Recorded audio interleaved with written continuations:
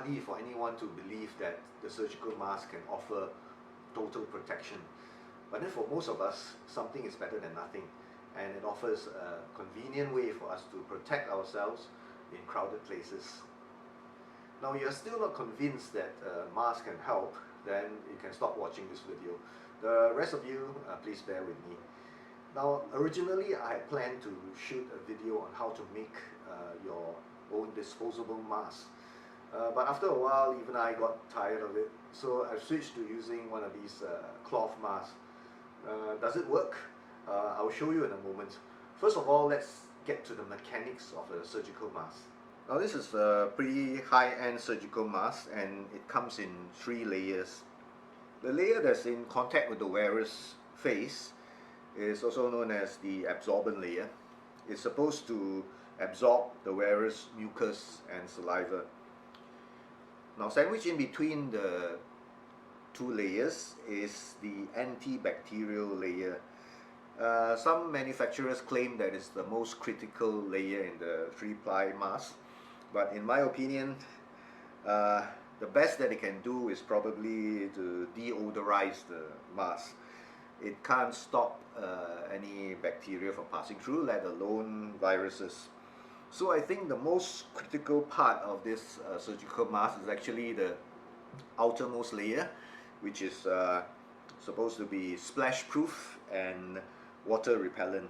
Alright, with that property, it will be able to repel droplets from somebody who has just coughed or sneezed nearby.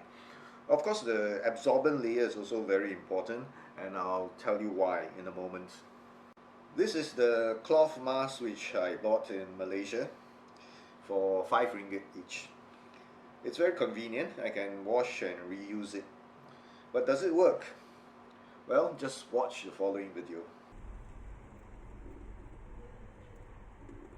Now, I dare say that it is even more splash proof than a surgical mask. The magic ingredient is this.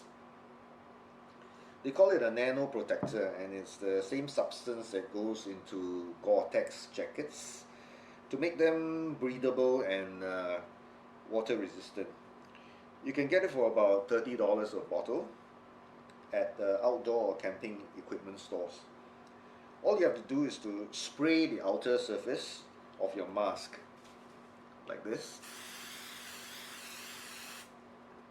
and you leave it to dry for an hour or so, and then you're in business. Now, I also mentioned the importance of the absorbent layer. Why is it so important? That's because if your outer layer is totally soaked, it's not going to function like a splash proof layer anymore, right? Just watch the following video.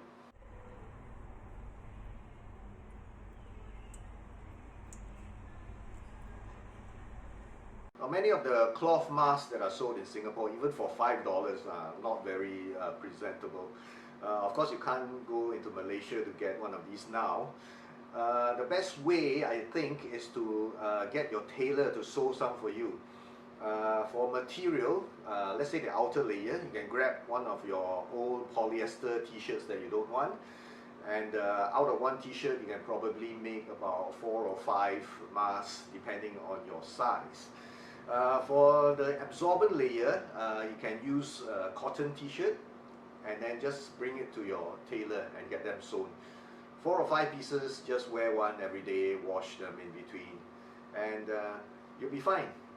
Okay, so I hope this helps, and thanks for watching.